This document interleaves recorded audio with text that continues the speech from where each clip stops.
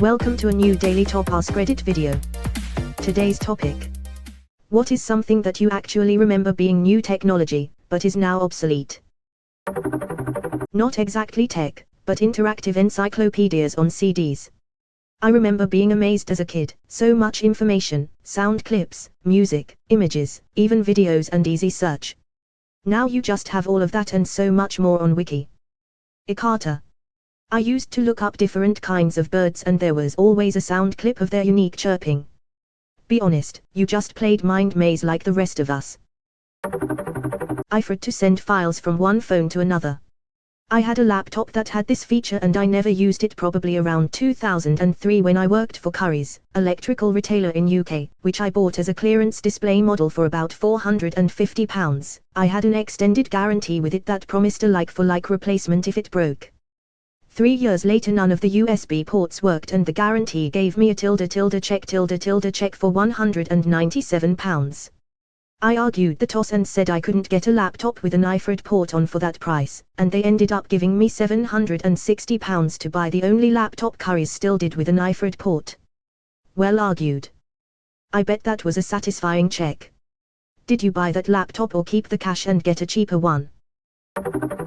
At some point in the late 80s Best Buy had a Black Friday sale on writable DVDs.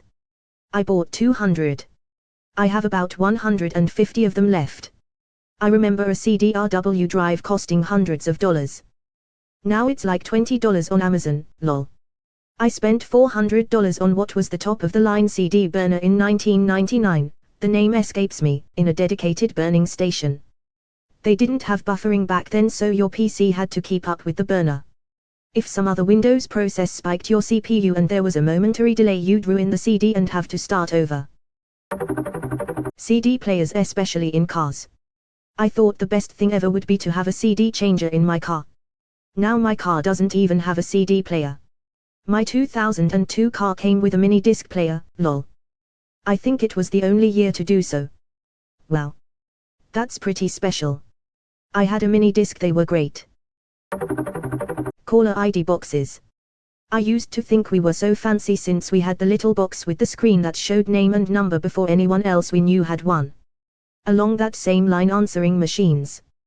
When I was a kid, if you called someone, you just let it ring 7 to 8 times. If they did not answer, you just hung up. Along the same lines, my then 15Y/0 son didn't know what a busy signal was.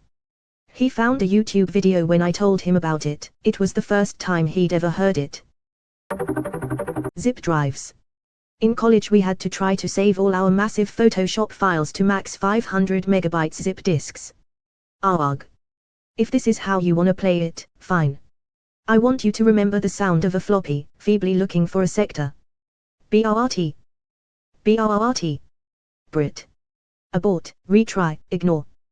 BRT. BRT. Brit. And now remember that sound for the rest of the day. 3.5 were the new hotness. Dedicated MP3 players. Going from a Walkman to a Discman to an MP3 player was huge. I can have all my albums on this one device. These days people look at me funny for not just using my phone.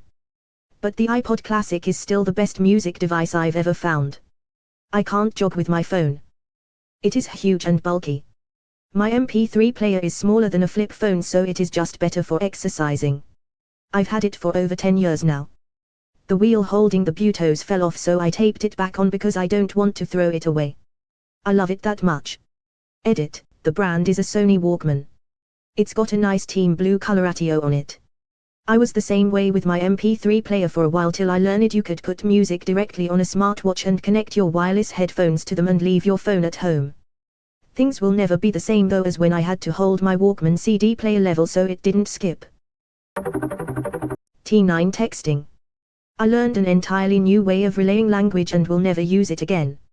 Still miss being able to type without having to look at my phone at all. I hate to admit it but T9 was a big reason why I text while driving. In my defense, I only glanced at the phone to read the message and then immediately looked back at the road while I typed a reply without looking. I had it down. I was so confident in what I was typing that I would hit the send button without proofreading. T9 was fantastic. Nowadays, the thought of trying to text on my iPhone while driving gives me straight anxiety. Even with the swipe texting function, I don't have anywhere near the confidence with swipe texting as I did with T9. Also, texting while driving is just stupid. I was a stupid teenager to text while driving. Even with T9.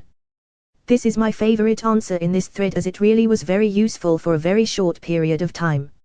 My first smartphone was in college, and until then, I always had a flip phone. In high school, everyone used T9 specifically for texting while in class since you could keep it in your pocket and send texts without even looking. I specifically remember sitting on the living room floor with my brother playing Ocarina of Time on the N64 and saying to each other, "Man, graphics can't get better than this." I remember playing GoldenEye on N64 and thinking it was the literal peak of gaming. I wasn't really into PC stuff even though multiplayer was around for a while by then, so having a few friends in one room split screen with a pizza was literal heaven. I'm pretty sure multiplayer N64 GoldenEye was the peak of gaming, dude. Kids will never know what that first feeling of stepping into Hyrule Field was like. Nostalgic perfection right there. They can know if you introduce them to video games progressively, as in introduce them to retro games first and gradually get more modern. So much. One that rings a bell is I remember watching a tech show about a new thing that had just been invented and was said to be indestructible replacement for tapes. Called the CD. I remember some wag selling a DVD rewinder. Our local VHS renter had a DVD rewinder fee that they imposed on all DVD retrees. You had to dispute the fee every time you rented a DVD. Can't believe testing was so bad they thought they were indestructible. The slightest scratch. Also, CD rot. The metal layer isn't that durable even when lying still in a drawer. CD players. I remember how much better these things were. It was amazing. Put the tape in the tape player, plug in the power to the cigarette lighter, gently set the CD player on a folded towel or pile of shirts, and listen to the CD skip every time you hit the tiniest of bumps.